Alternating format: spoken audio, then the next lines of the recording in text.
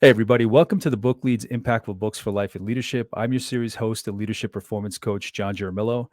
This podcast series is about getting to the books that have impacted the lives of people in my network, colleagues, friends, leaders that I've seen doing great work. So these are great leads that I'll be interviewing to get to those books. I want to know which books they are that have made an impact on them, made a lasting impression on them, that have impacted their lives, their relationships, their work, their businesses, whatever it may be. I want to know which one it is that's kind of provided that value for them. And in this series, I cover three categories of books. The first category is a book that I haven't read that they're sharing with me, schooling me on. A second category where we've both read the same book, whether for the episode specifically or we read it previously in our past lives. And then the third category where I interview authors and or publishers about books that they're getting out there into the market and they want to share the value of what that book is. This particular episode will be a combination of those last two, where it is an author I'll be interviewing, and it is a book that I have read. I did have time to read Lisa's book. So my guest for this episode will be Lisa Hammet. And Lisa is the international best-selling author of From Burnout to Best Life, How to Take Charge of Your Happiness, Health and Happiness. She's a TEDx speaker and a success coach who helps stressed and burnt out business owners and executives develop mental fitness to manage stress and get healthy. After 26 years in the corporate retail sector, she reached burnout.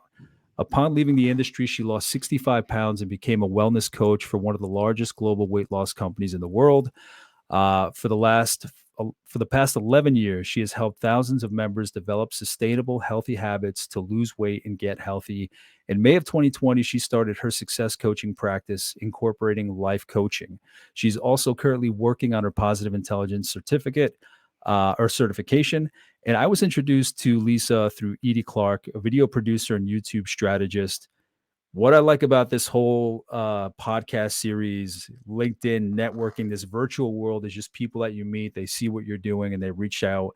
Um, Edie took a chance and she said, John, I see what you're doing. And I think I have some great people for you to talk to, authors that I think are putting out some great material and books. So if you'd like me to make the introduction. And so I obliged. I thanked Edie for doing that. And Lisa and I set up a call and we spoke about her book and what she was trying to achieve. So here she is. Lisa, thank you so much for joining me. Oh, I'm so glad to be here. Thank you for the opportunity. And thank you, No, Edie. yeah, no, really. It's amazing. It's amazing when somebody sees what you're doing and then takes a chance. It's amazing because when you and I touch base, I've seen Edie around too on some virtual events. It just seems like you've known this person for a while. So the universe that is LinkedIn and who comes across your path, I don't take it for granted. I'm very appreciative of it. Agreed. S- Agreed. So Lisa, who are you today? Can you provide a little more of what the work is that you're doing with your clients and the work that you do today? So I focus on stress management to prevent or move past burnout. As you had mentioned in that wonderful introduction, thank you.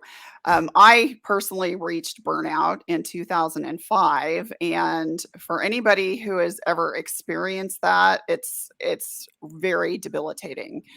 In my case, I was overweight. I was suffering from chronic migraines. I had other health issues. My marriage was strained.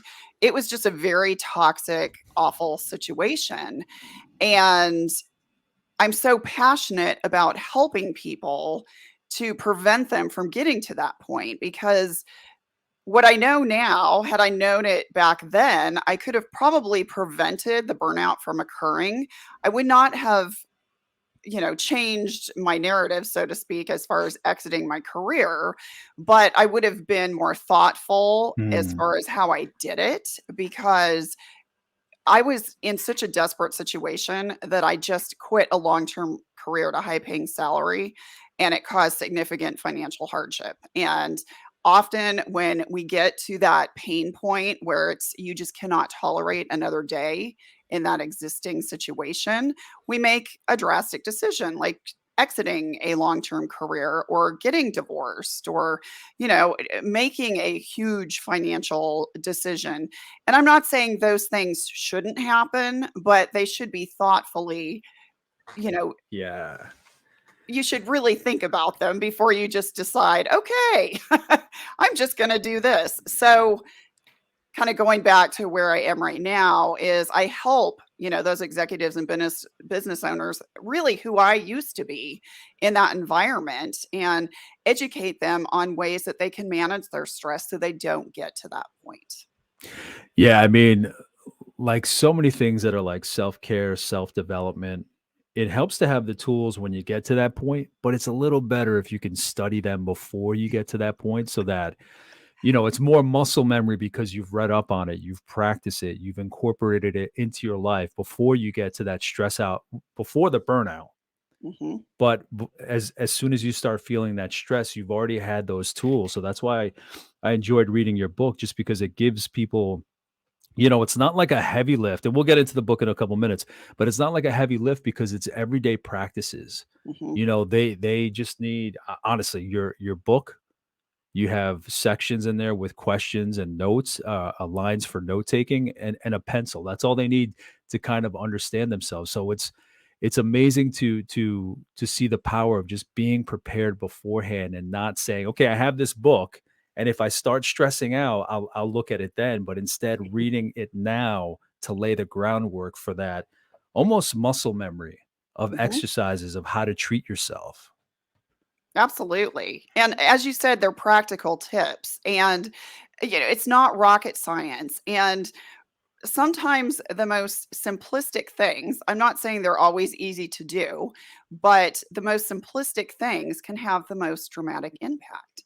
And hopefully, if somebody does pick up this book and reads it, they're not going to resonate with every single aspect of the book. I mean, they might, but it will identify pain points in their life that they can address. And hopefully, just by implementing a couple of those things, they can really start to see a shift in their life. So what does that look like in your work, Lisa? What does it look like? Is it whether it's coaching, whether it's seminars, whether it's workshops? What are some of the services and or products, if you want to consider your services or packages? What does that look like for your clients? So I have clients that come to me who are, really burnt out and stressed, and they've lost the ability to dream and actually see a Mm, vision for the future. They just feel like they're stuck. Oftentimes, and I hate this term, but they say, I'm biding my time until retirement. And that just drives me crazy because no one should do that. I'm not saying you should just exit a job where you only have a year left of retirement, but there are certainly things that you can do. And that's what drives me crazy. So I do one-to-one coaching, and oftentimes, they're at that point where, oh my gosh, we have to focus on stress. But with my health and wellness background, weight gain is often a byproduct mhm. of that. So we do a lot of focus on the health and wellness pieces, of which, are covered in the book as well. I also, because I do focus on mental fitness, I have the capability to enroll my clients in a 6-week mental fitness program. And that is very exciting and eye opening because it really helps the client understand how their negative thought patterns impact their behavior and how they can quiet those negative emotions so they can then shift to a more positive mindset so they can start to implement, the changes that they need to make in their life. That 6-week enrollment program could include a group coaching if they want to be in a group pod with other people. So it's one-to-one in group.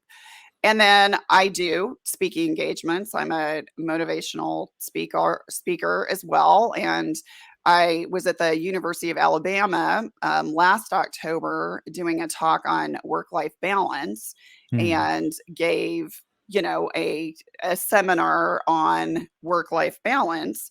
So, and then I do training programs for organizations who maybe want me to come in and educate their staff on, you know, stress management practices. And I had one actually, Marriott Global actually had me do a speaking engagement, a virtual speaking engagement several weeks ago on goal setting.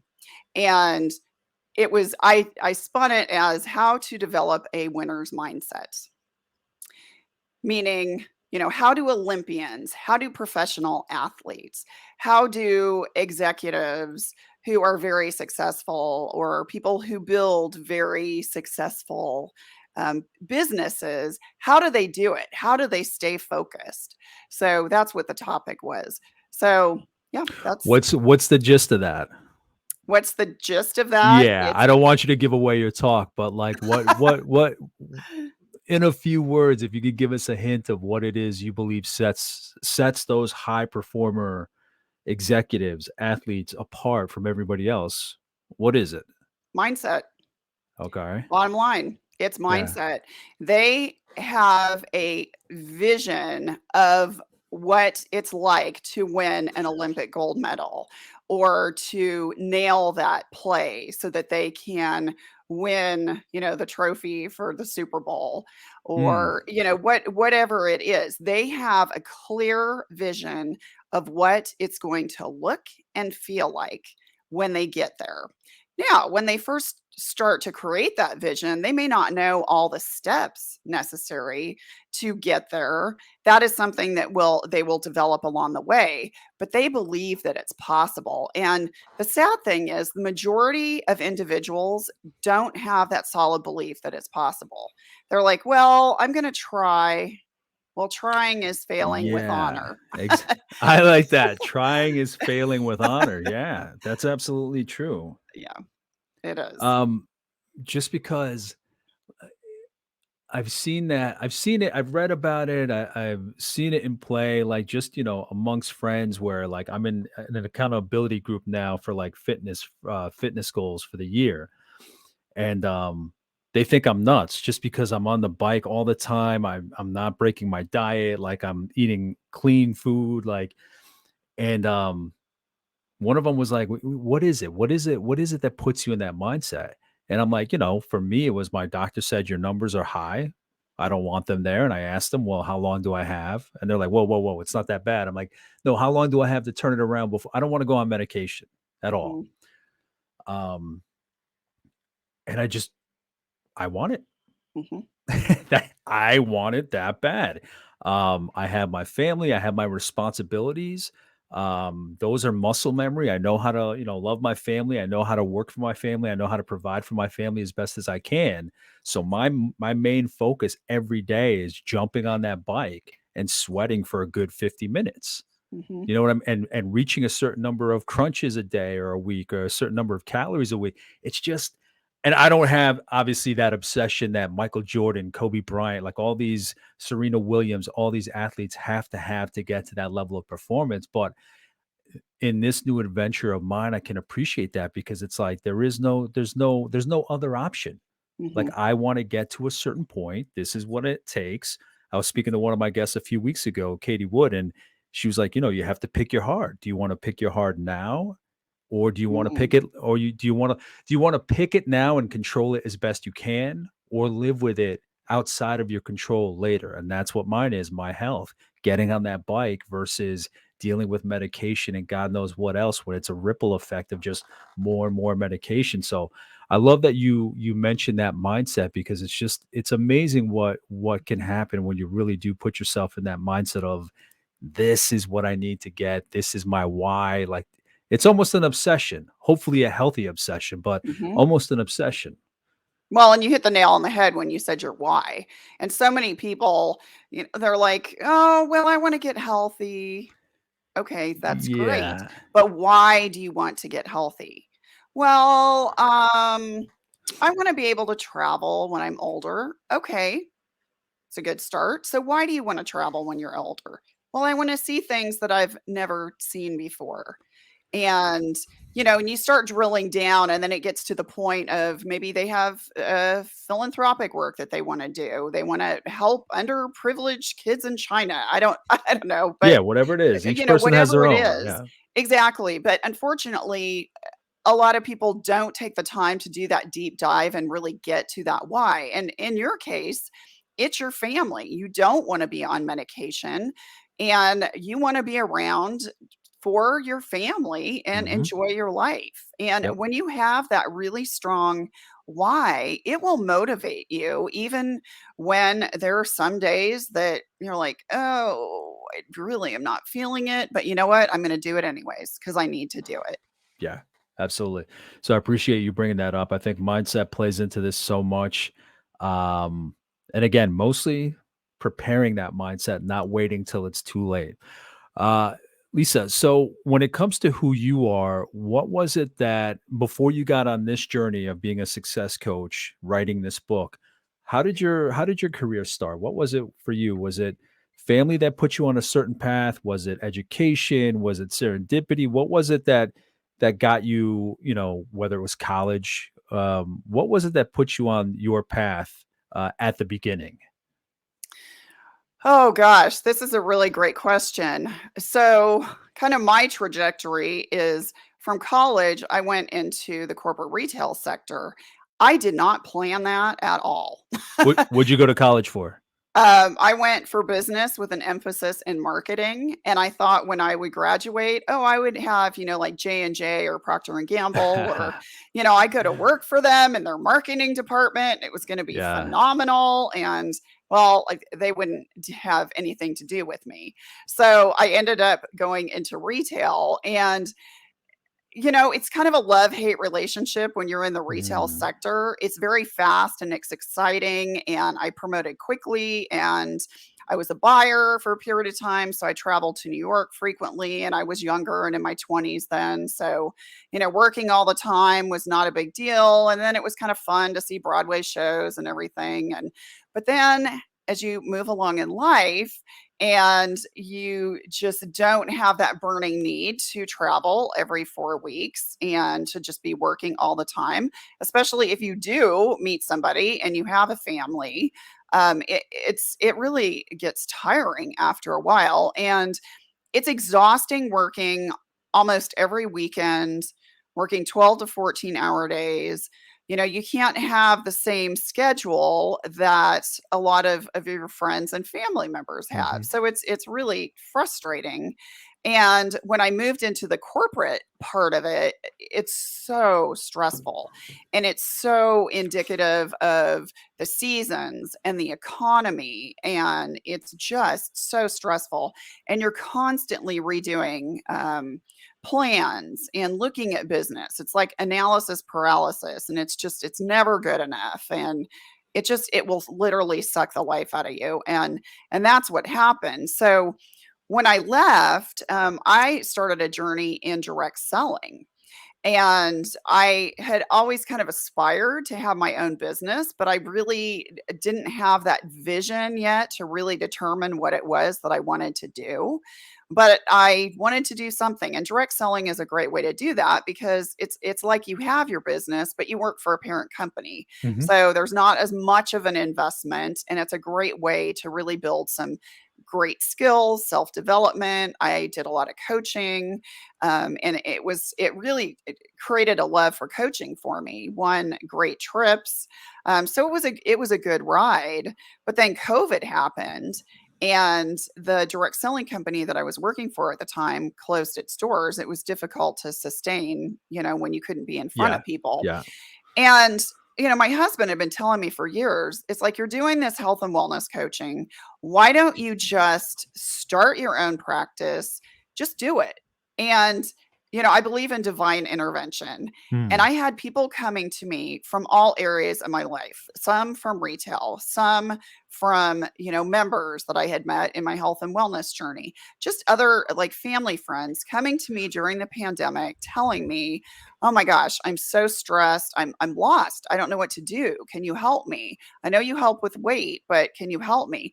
And that's really why I then decided, you know what? This makes perfect sense. Lean into the years that you have had in the corporate sector that is so relatable to most people in the corporate world right now. Lean into that experience and your years of coaching and really help these people. So then I got my training in life coaching through HPC. I went through a very intensive life coaching program through High Performing Coach. And then last year, I actually started on the mental fitness journey. So that's really what brought me here. I ended up going through like a free grant program with mental fitness, with positive intelligence, kind of got a taste of it, started using the principles in my own life, had such dramatic results, and then started using some of the principles with my clients. And it was life changing. So I'm like, okay, this is where I need to be. And that's what happened. Yeah, I love that you have this whole suite of tools, Mhm, areas, whether it's mental, the physical, any other kind of coaching. It's just, you're just like this one-stop shop of all these just supportive practices, tools, um, just support that people can get. So that's great. mhm. What was it, out of curiosity, what was it that made you go into marketing in school? I don't know. I have an artistic side of the brain, and I loved just creating concepts and doing presentations to help sell product. I've Okay. always been an extrovert, so I found that really fascinating. And I thought I can do that. So it did kind of make sense that I went into retail, I guess, because I had a lot of the skill sets for that. But yeah, and I liked the that business part of it. So even though your career path was a bit of a zigzag, Mhm. um, does it make sense based on your childhood, how you grew up, how you were as a kid, that you would end up here? Well, that's interesting that you bring that up. So, I had a very good childhood. I had a mother though who was bipolar, which is very challenging. And at the time, my parents were older. I'm adopted. They adopted me later in life because they couldn't have children. So, and they were from the Depression era. And I guess mental illness had run in my mother's family. And her mother had, who I never met, my grandmother on my mother's side, had committed suicide. Didn't even, really know that until later in life. And I guess it ran farther back. Her grandmother had issues. But at that time, I share all that because at that time, in the 50s and 60s, you did not discuss mental illness. It's just like, suck it up. You feel sad? Oh, we all do. Deal with it. Yeah. No compassion or empathy for anything like that. And especially coming from a war that was incredibly devastating. And it's like, you don't have time for those kind of emotions. People are dying over there. What are you thinking? Yeah. So, in my experience, my mother, she was either really positive, loving, wonderful, or she would shut me out. I mean, there was a period of it was a couple weeks, and I can't remember exactly what it was that set her off, but she didn't talk to me for 2 weeks. It was like I didn't exist. And it was things like that that was, oh gosh, so I developed like people pleasing Mhm. tendencies. It's Mhm. like, okay, we don't want to rock the boat here. We want to keep mother happy so she doesn't just shut me out. And my dad was always like the intermediary. My dad and I were always really close. My mother and I weren't necessarily very close. We didn't have a lot in common. I loved her, and I knew she loved me. So I don't want to paint such a terrible picture of it was awful. It wasn't. I mean, they put me through school. I really was very fortunate in a lot of ways. But what I learned when I went through my intensive program with HPC is that it's okay to feel kind of uncomfortable and upset the way I was treated by my mother. It's confusing. And although she couldn't help it, and I can't have this resentment for Mhm. her anymore, but it's okay to kind of feel like, wow, that's not cool. Why did she do that? So I started to just kind of unpack a lot of stuff that I didn't realize had impacted my life. And I ended Mhm. up discovering that I had a really big fear of success. Sounds bizarre, I know, but I was really fearful of success. It's like, "Oh my gosh, can I even be successful?" You know, "What is life gonna be like?" Oh my gosh, just and it was silly, real not silly, but it So was is real. it fear of not being able to achieve it, or fear of what happens when I do? Kinda both. Kind of It's both. kinda Okay. both. So in some ways, it kind of borders on fear of failure, but at the same time, it's, oh my gosh, what can I handle this if I do get successful? When were You you know, thinking like that? so this, I guess, happened for I mean, this stemmed all from my relationship with my mother, which was kind of interesting. And like I said, I started to really recognize these things and how it moved into like in my direct selling. It's Mhm. like I was successful, but I only got to a certain point. And it was just this mental block that I had. So it was really eye opening. So when we say, that our past and our upbringing can shape us, Oof. it really can shape us in a lot of different ways.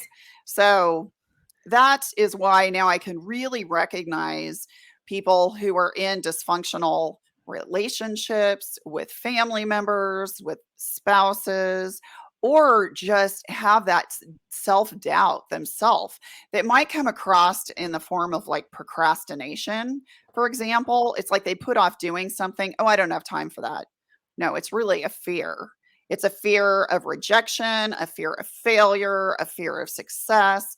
So now I can really see that. So everything again, I believe happens for a reason and it all just kind of leads you to where you are today. So Yeah, I believe the same. Like everything happens for a reason. Like it's pretty shitty sometimes when you're in the thick of it, learning it as you're going, but at the end, it seems to all come together, or towards the end, or in your 30s or 40s, it all starts coming together. Whatever it may be, everybody's story is different, but uh, it's amazing how those lessons, even as painful as they may be, serve some kind of purpose. And it's so hard totally. seeing that when you're in the moment. Thank you for sharing that. Oh, absolutely. Yeah, I just I think all of those things that happen, whether like you said at the time it might be really difficult, they do shape us and they make us stronger, better people. Yeah, So, absolutely.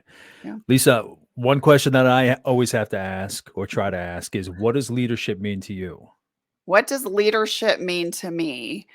Leadership, well, here, let me define what I think an effective leader is. I think a defective, a defective, not a defective leader, what an effective leader is, is somebody, if they are managing people, they allow the other people to shine.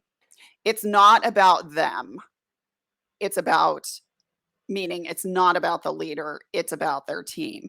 And Mhm. really leadership in any regards, whether you're just showing up as a leader in your community, it's other focused. It's not about yourself.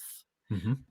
I mean, yes, yourself comes into play, obviously, Yeah, but yeah, it's not about that it's all self-seeking. It's other focused. yeah. So, how can I help others? How can I support others?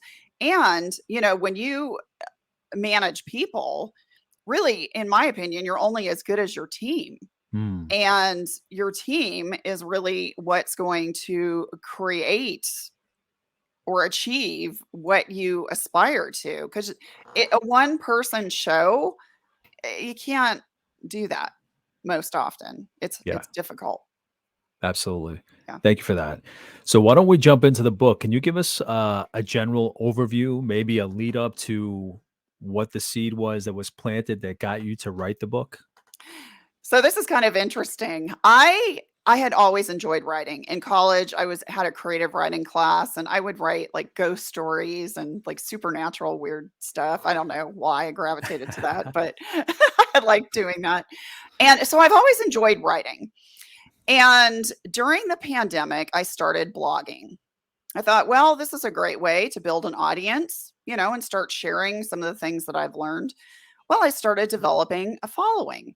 And just through the networking, like you were sharing at the beginning, how Edie, connected us, I came in touch with a lot of people in the book space and the publishing world. And just through virtual one to ones, I was talking to people and they said, have you ever thought about writing a book? You've got some really great content here. And, you hear it once or twice, and you're like, oh, thank you. That's so nice of you. And then the more it kept happening, I'm like, huh, Okay. Yeah, yeah, yeah, yeah, light bulb here. yeah. Okay, I get it. So I then just reached out to some friends and family members. And I just said, it's interesting. I'm getting this feedback.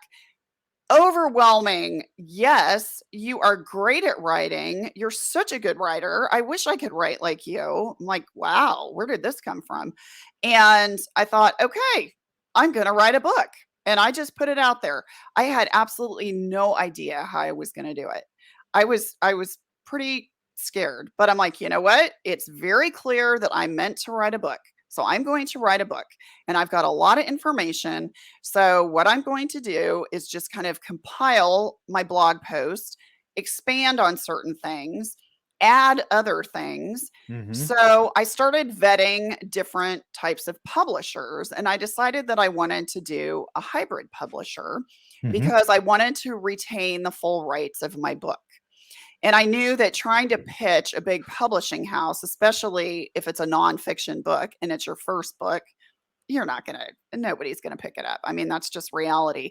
And honestly, that wasn't the purpose of me writing the book. I wanted to write the book to help people, to open doors so that I could do speaking engagements, so that I could partner with organizations to help them create wellness programs for their employees that incorporate stress management. So that's really what I wanted the book for. So I ended up with a great hybrid publisher, Susan Friedman with Aviva Publishing out of New York. Mhm. She was amazing. And she then connected me with my fabulous editors and graphic designers. I did have one of my best friends did the artwork. Oops, there we go. So she did this beautiful artwork. She's a local artist, and she did an amazing job on that. So then I gave that to the graphic designer, and I gave her my logo colors, and then she created um, the cover. But Awesome. yeah, so that's really kind of how it came to fruition. And I published, well, I actually had the books for a book signing in September, and then it went live on distribution on Amazon, Barnes and Noble, all, and other main distribution channels in November. So, Awesome. yeah. So yeah, the book is broken up into, I believe, 4 sections. Hmm. Um, Getting started, mindset, emotional self-care, physical self-care. Can you and yeah, physical self-care is the last one. Can you just give a brief breakdown? You don't have to go into all the sections, but just um what your impetus was behind each section.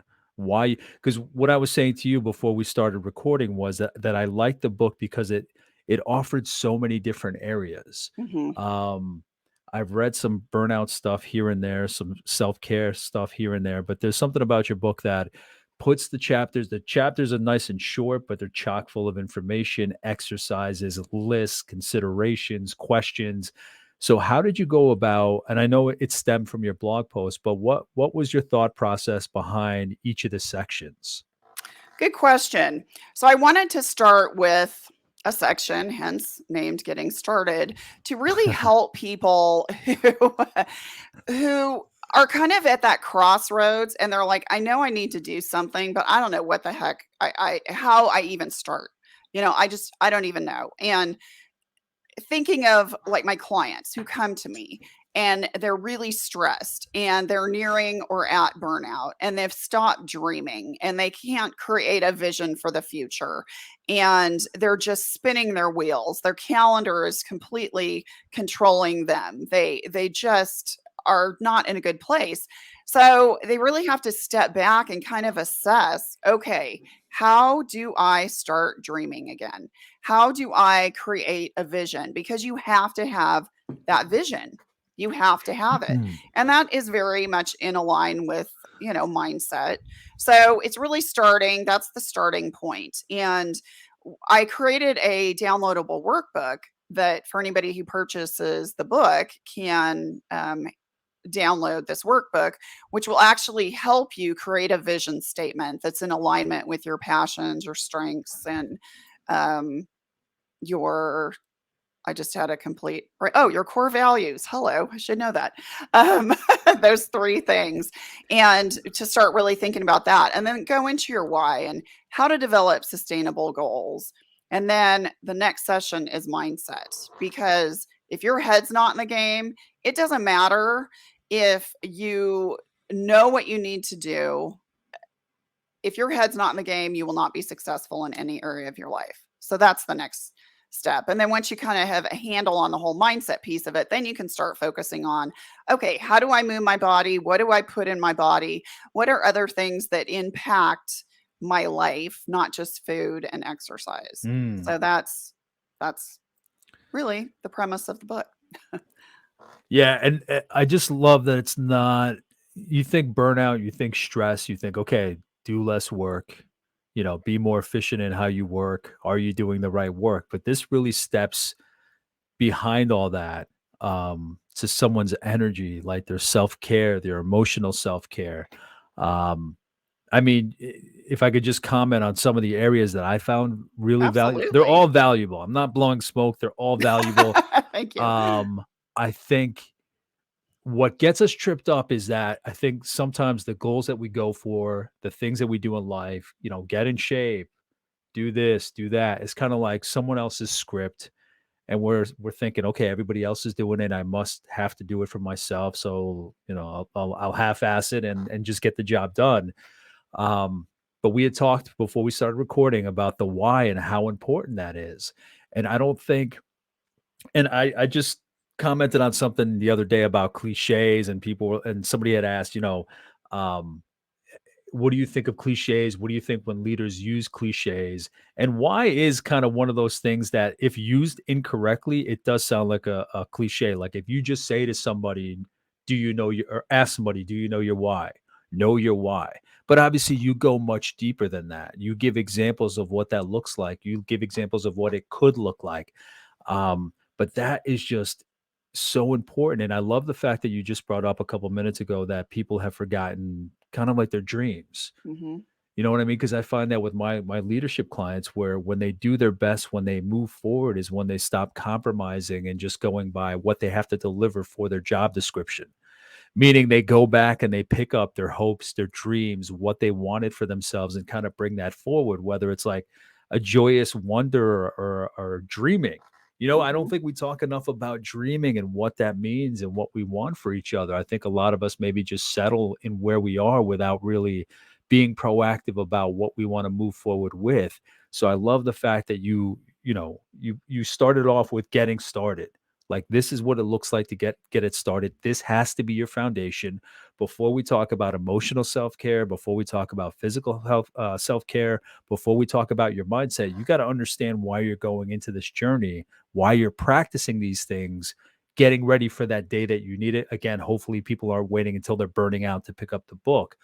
But I think that's so important that before you do the work, you have to do the work before the work. You have to Right. think about your thinking and how you're setting yourself up. Again, your why. What is the foundation for the work that you're going to be doing? Absolutely. Absolutely. It's a process, and just people, they don't wanna do that. They wanna skip to the end result, and that's why goals aren't sustainable, Yeah. I mean, basically. we all we live Yeah. in that era of instant gratification. I want to see the results now. I love how under mindset, the section of mindset, you have control the noise. So it's just Mhm. blocking out all the bullshit. I love that social media is included in there because Yep. it doesn't get you anything. You don't gain anything. And we're so dependent on it. We're so addicted to it that it's taking energy away from what we should be doing for ourselves. Mhm. It's So so true. I appreciate that inclusion. Yeah. Under emotional self-care, I love that you included laugh out loud. I need a good laugh every day, even if it's at my own expense. I love the fact that you included 10 ways to experience joy. Mhm. Again, I think joy and happiness and fulfillment might be those areas where people think um, the example of somebody else's fulfillment, joy, happiness. That's what I need to do for myself for me to be happy. Um, you know, do people know what makes them happy? like really makes True. them happy. My example always is like if you did something and didn't share it on social media, would you be just as happy or could you live in that happiness? So I'm always curious whether or not people know what their true joy is or if they're living someone else's joy.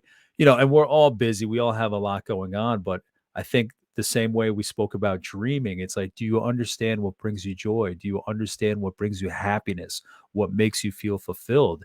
And I think people are, we're on that hamster wheel where we're Mhm. pushing forward and we're pushing hard and we think that's going to get our reward, but it's like we need to slow down and use our energy correctly to get to what we really need instead. Absolutely.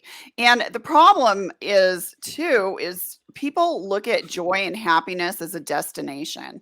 It's like, well, when I Mhm. lose X amount of weight, then I will be happy. Or when I get this new car, or earn Yes. this incentive trip, or buy this. And they attach it to things.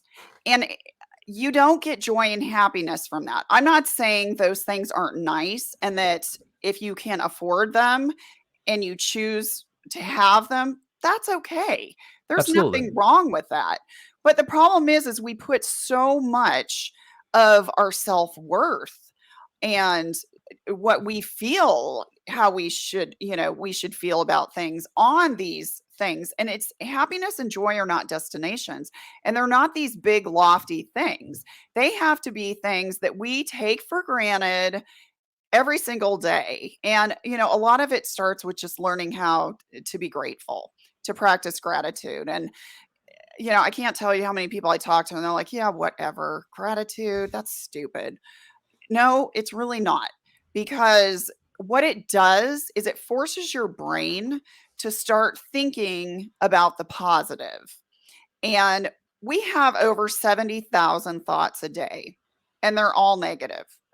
Most of them, 80%. They're not all negative, Yeah, it's but like 80% are longing for negative. something, desiring Yes. something, wanting something, moving towards something, achieving something. Exactly. So it's all that negative emotions. And we can shift that so that we're 20% focused on that and 80% in happiness and joy. And one of the ways that we can do that is by practicing gratitude. So, if somebody's starting out and they're like, well, I don't know what to be thankful for. Okay, be thankful that you have clean water to drink. Be thankful that you have a Yeah. roof over your head, that you have central air and heat. Be thankful that you don't go hungry, that you're literally not starving. I mean, we Mhm. joke and say, "Oh, I'm so starving. I haven't had anything to eat." No, you're not really starving. You might be really hungry, but Yeah. you're not starving. You're not completely like emaciated from lack of nutritional foods. So it's things like that. And then once we start getting in that habit of doing that, then we just start seeing everything in life that it can bring you joy. And Mhm. it could be a flower. If you like spring flowers, they're starting to come up in Texas, or, the sound of a bird, or a beautiful sunrise, or a sunset, or you something reminds you of a loved one who is no longer with us, but it just puts a smile on your face. That is joy. Yeah. So, Yeah, I've said it before. We overcomplicate everything. You mhm, know what I mean? We're very simple primal animals, and we're just living in this area in this era where everything is just overcomplicated.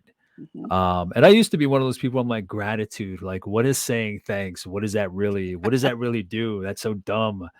Yep. Um, and then especially during the pandemic, I really realized what that was because I was having my own anxiety even before the pandemic about the goal.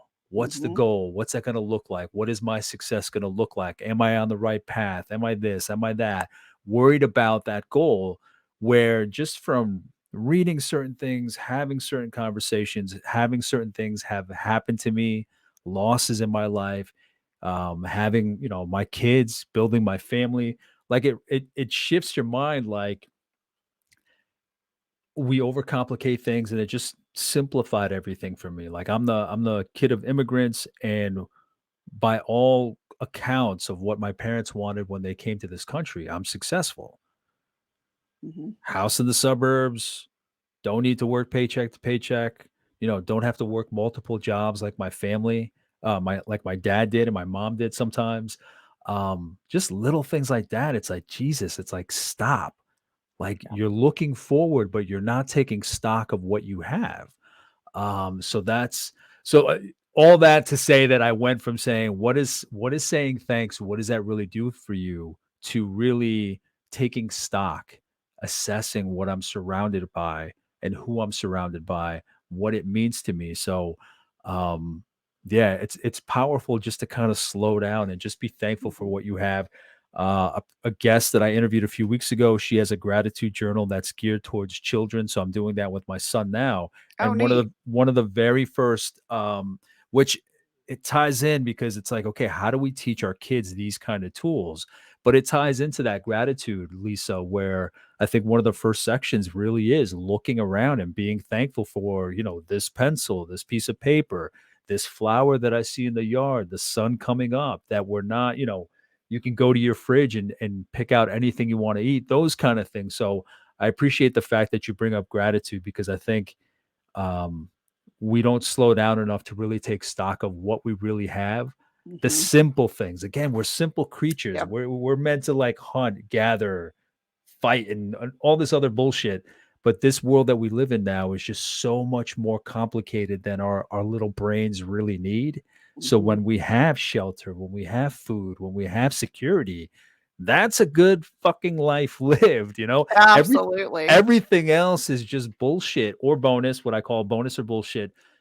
Everything else is what we can design and what we can decide to do. So I appreciate that. You just share all about just gratitude and what it means to building the life that you want. Absolutely. And enjoy the journey too, which it Mm, ties very beautifully into what you were just sharing is so and I'm gonna add in a little mental fitness piece of it. sure, So sure, sure. yeah, so mental fitness, just for those who don't understand what it is, it's basically the study of how all of our negative emotions bubble up from the left side of our brain: anger, shame, blame, stress, anxiety, overwhelm. And when you're mentally fit, you're able to quiet those negative emotions and shift to the positive right brain. And when you are in the positive right brain, you have clear headed focus, you're peaceful, you have calm, you can see the big picture, you have great communication, you have optimal health. So, going back to enjoying the journey, and you had said this, I think you said something about this earlier, about kind of that hyperachiever tendency, always focused on the goal, the next goal, the next goal. Oh, doing that.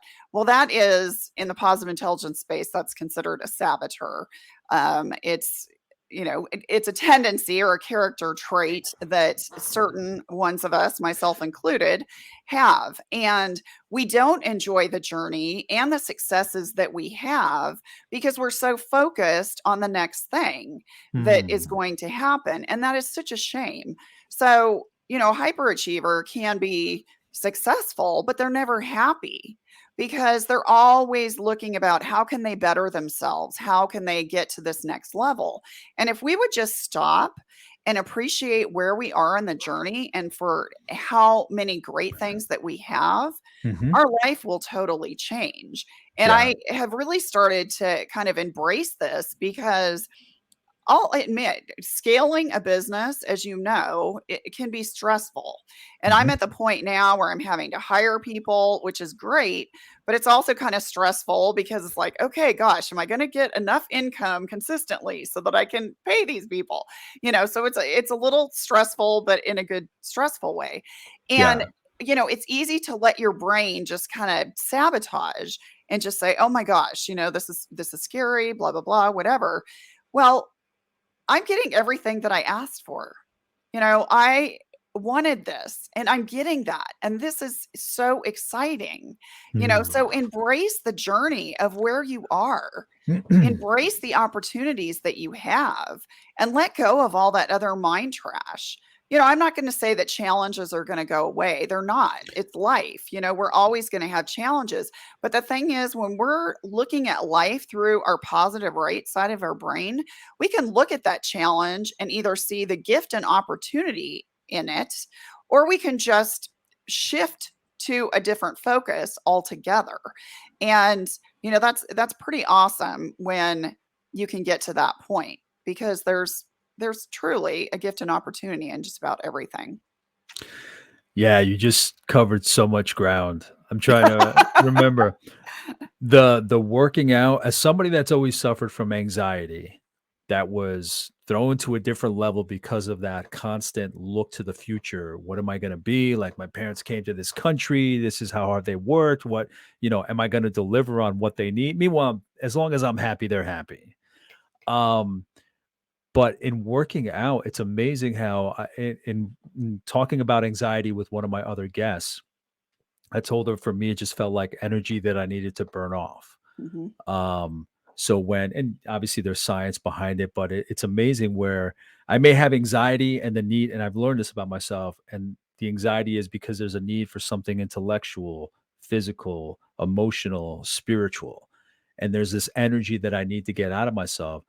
So it resonated when you said, when you're done with that workout, you're clear-minded, you're level-headed, you think more with your positive, just because all that negative energy you're getting out of yourself. If you think about what our bodies were programmed, our primitive bodies, like always being on the move, always being on the hunt, always looking for a threat. Now we don't have all that stuff that we need to deal with. So like for me, that workout is getting all that energy out that I don't have to worry about the threats, the dangers and whatnot. In any case, jumping to what you said about the goals versus the path, I mean, that's also lessened my anxiety because now I'm living more in the moment. Now I'm designing moments with you, with Edie, like conversations, building, connecting, designing what I want. And that's so much more enjoyable because I'm finding that joy in the everyday, having conversations like this, having conversations with Edie. Soon she's going to be on this podcast with me as well. So it's amazing when you shift from that long-term goal to what am I doing in the everyday? I Mhm. want to make every day count in some small way. It's not like I have to, build the Titanic or anything like that in one day, but what is it that makes every day a little win? So again, there were just so many great nuggets of information that you provided. So I appreciate that. Thank you. Thanks. Lisa, something I always ask the authors that I interview, I'm curious, in writing the book, what did you learn? Ooh. Meaning, did your ideas of I know you took most of these from blog posts. Did your Mhm. ideas shift in the writing process? I know you had to expand, but what did you learn about maybe the writing process? What did you learn about the material you were covering? What did you learn yourself? How did you evolve? What did you take away from the writing process? Oh, that's a great question. So many things. It was such a huge learning curve. One of the things that just stands out right now is we write very differently in a different voice than how we speak. And you want to try to blend the two, Hmm. but to write the way you speak grammatically does not read well.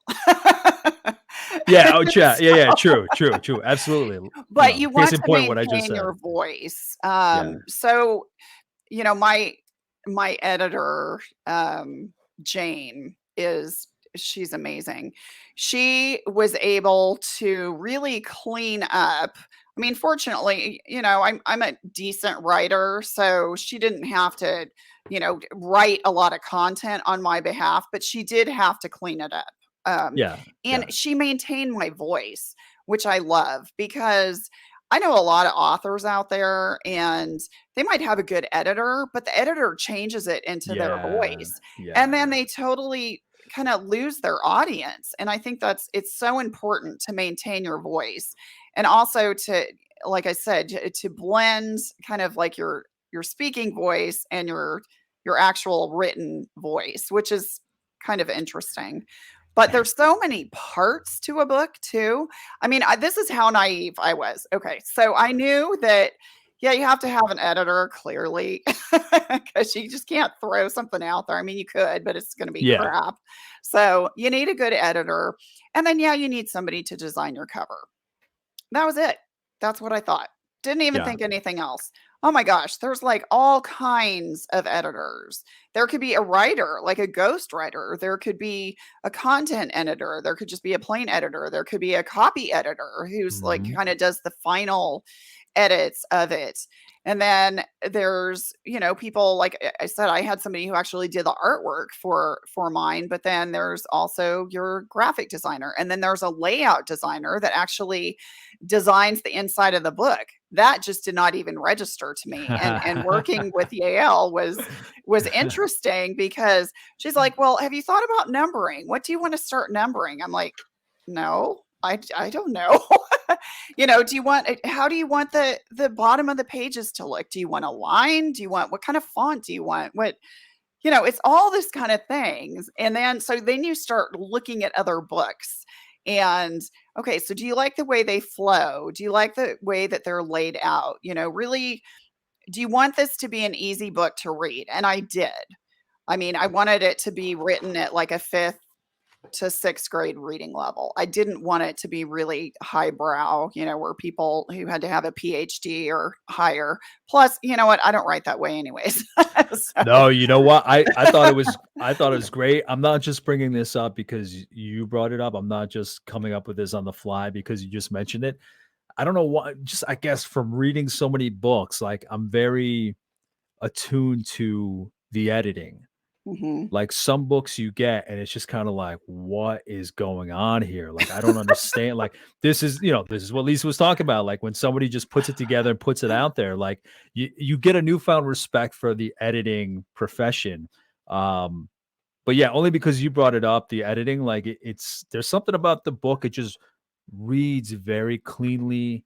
I don't have the words to describe it, but just from reading so many different books, I love and I made a note to ask you like what the editing was like because it was that clear, it was that succinct, it was that I don't know. I don't know the best way to describe it because I've never described editing compared from one book to the next, but I love the way that it was edited.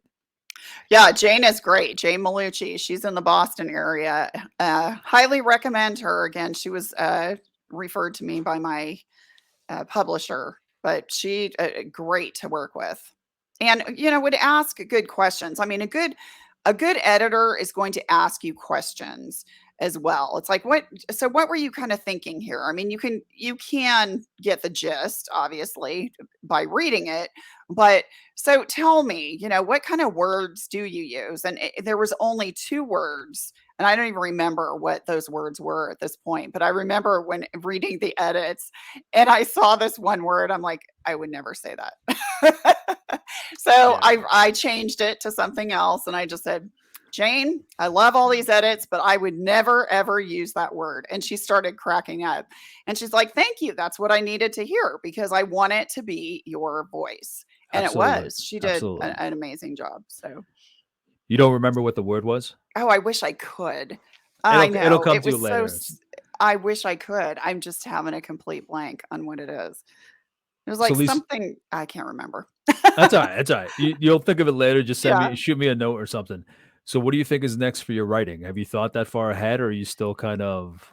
Yes, I have. I definitely want to get some longevity on this book. So I don't anticipate publishing anything for at least another year.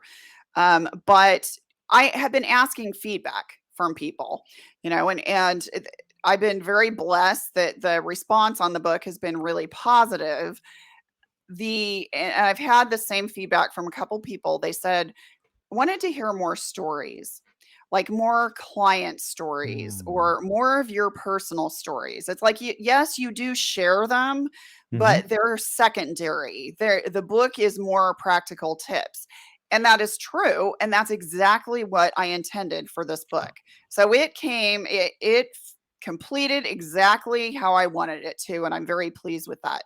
But it gave me an idea for the next one that I could do a book that, yes, would include some practical tips, but it's all based on stories. Hmm. So each chapter would be like a different story. Yes. An author that I think is amazing, motivational. He's a Christian author, Bob Goff. I don't know if you've read any of his books, Dream Big, but that's how he writes. And I was just so in awe of like the stories. He told some great stories about him and his son, or him and his wife, or some of his clients, and it was great. And they were just easy to read, short stories, but it all had like a common thread. And I'm like, I need to start jotting down these stories as I remember them, because that will be, my next book. Yeah, So, I mean, even if it were something, even if it wasn't a whole new series, but something like a supplement to this book, mhm, where like chapter by chapter, people could tie, okay, this is the practical book that gives the lessons. And then you had like a second book that had like maybe the same chapters, but just with stories to paint the vision of what those things look like. I'm excited to see what you come up with, just because obviously we all know the power of stories. You put yourself a lot in here, what you experienced in your burnout and your retail career, the ups and downs of getting to now. So it's just powerful to put those stories out there. thank you. Yeah, I think stories are relatable to people. Yeah. And I mean, you're not going to be relatable to everybody. And I don't claim to be, I don't try to be, but when you are authentic and put like a genuine story out there, you're going to attract the right people who need to read that book. And I mean, So, it's good to have those stories because, okay, if I see a story that I can relate to, that's amazing, great. It gives me the idea that somebody has gone through it. Because one of our biggest pitfalls is that sensation that we're the only ones that anything may happen to. But we hear of other people's experiences. At the same time, if I read somebody's experience that's nothing like mine, it gives me some perspective. It gives me some education of who else is out there, what else is happening, what could possibly happen. So there's a good just variety of stories out there, even if you can relate to them or not. agreed. Um, what lessons do you hope people take away from this book? Like if you could kind of sell this to somebody who doesn't think maybe they need it, what would you share with them about the lessons in this book to kind of sell them on the concept that they should keep, burnout in mind and how to avoid it as a tool, as a preparation tool to avoid that? I think to look at the book as you're not going to resonate with every single chapter. And that's okay. I mean, I'm not gonna say there aren't some people that are like, "Wow, yeah, man, there's so many different things in here." But the thing is, it would be too much to try to implement that. So the whole purpose of the reflection questions at the end of each chapter was to really identify some pain points that maybe didn't come to mind readily. And that after reading something, they're like, "Oh, okay, I guess that is something that I could work on." So, really taking the time to answer those reflection questions, and for the sections that don't pertain to them necessarily, fine, skip over it. But, pick like one or two things in here to implement, and they don't have to be huge. Mhm. And, say in the book, it's baby steps. The key to habit formation is small, tiny action steps. So take a small step, be kind to yourself. If you have a crappy day or a crappy week, you know what? Life happens. It is what it is. Don't beat yourself up. Don't continue down that self-deprecating path that, "Oh, I can never do this." Mhm. And yes, you can. And, just pick a couple things. That's what I would say. Yeah, and it's one of these things where it is like a manual where you don't have to read it from cover to cover. No. Mm-mm. I did, but just because I wanted to see what you had in there. But anybody can pick it up for reference later. And I mean, touch the areas that you can relate to right away from the table of contents, and just jump back and forth. I mean, everybody has different needs, whether it's the physical, whether it's the emotional, whether it's the mindset. There's probably certain areas that they want to focus on first, but everything is there. Yeah, it's just Mhm. it really is a manual. You open up that table of contents, look for what you need, at any given moment. Obviously, hopefully prepare, not wait till it's actually needed, but Right. um, they're all tools and they're amazing tools, Lisa. Well, thank you so much. I appreciate that. In wrapping up, is there anything else that you want to share, Lisa, whether it's your website or anything else that you may have coming up that you want to share with the audience? So, my website, you can read more about the book on the website. And if you do purchase the book, to message me. And you can do that. You can email me or you can just message me through my website. That's probably the easiest. And just say that you purchased the book, and I will send you the downloadable workbook because it is a really great exercise, especially if you are looking at making some kind of life transition, um, that is in alignment with your core values, your passions, and the strengths. And core values can be really intimidating for people. Sometimes they're like, I don't know, what's a core value? Yeah. Yeah. So it's kind of get you thinking about that. And then my website also shows some of my speaking engagements. So, if you're watching this and thinking, oh yeah, we need a breakout speaker for something, well, you can see my TEDx is on there as well, which actually walks the audience through a mental fitness exercise. Yeah, so there's lots of information on my website, and I go a little more into my story. So, Awesome. yeah, Yeah, I love just I'm all about tools, so I love that you provide that in the book on your website, and that it's a part of that it really is a toolkit of just exercises that people can use. So I appreciate everything that you're doing. I think people need that more now than ever. thank you. I know it's stress and burnout are not going away, even though we're not completely past it, but we are in a lot of ways, COVID.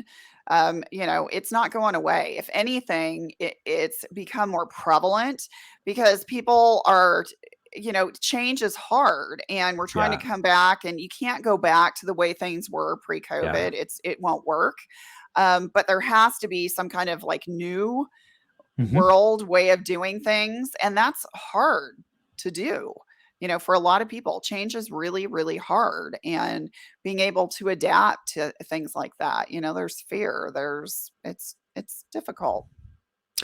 yeah. It's not like March 2020, the start of March 2020, when we thought we were all going to go home for 2 weeks and then we are going to come back out in April, maybe to the same world. I mean, Yeah. just thinking that we're coming up on 3 years of this is just insane. But there Yeah. is something to be said where, yeah, you're not coming back into the same world. I mean, some people may go back to their same lives, same lessons, or lessons not learned. Others will take some lessons away from the pandemic. We'll see what happens. Yes, I know for me, and I'm not trying to negate the pandemic in any way as far as, "Oh, it was, yeah, over," Yeah, people yeah. just overreacted. No, it was devastating, and a lot of people died, and it was difficult. For me, personally, from a personal development standpoint, it was one of the best things that coulda happened. It really was, Yeah. and it's helped me to better serve others because I have done a lot of personal growth and Mm. development and self-reflection, and, the book. I don't know if I would have been able to do the book had COVID not happened, I don't know. Yeah, as terrible as it was, there were some silver linings. Mhm. Some of us got better and just learned about ourselves. Yeah, I can only imagine the infinite number of stories that are out there of just journeys that people took along these couple of years of the pandemic. But Mhm. we know our stories and we can share them. Absolutely. Absolutely. All right, Lisa, thank you so much for sitting down with me to discuss your book. Again, the Thank book you. is From Burnout to Best Life: How to Take Charge of Your Health and Happiness. I really appreciate it. I love that I now have this on the stack. It's such a great tool. So I appreciate it. Thank you, Lisa. Thanks so much, Don. I appreciate it as well. As for anybody watching and listening, if there's anything that I might have missed that I should have asked Lisa, we're limited on time, even though I've had her for like an hour and 10 minutes now. Please let me know, reach out. I'll share with her, see if there's anything that she can share based on any questions I might get. So, in the meantime, until the next episode, thank you for watching and listening, and I'll talk to you soon. Take care. Bye. Thanks. Bye.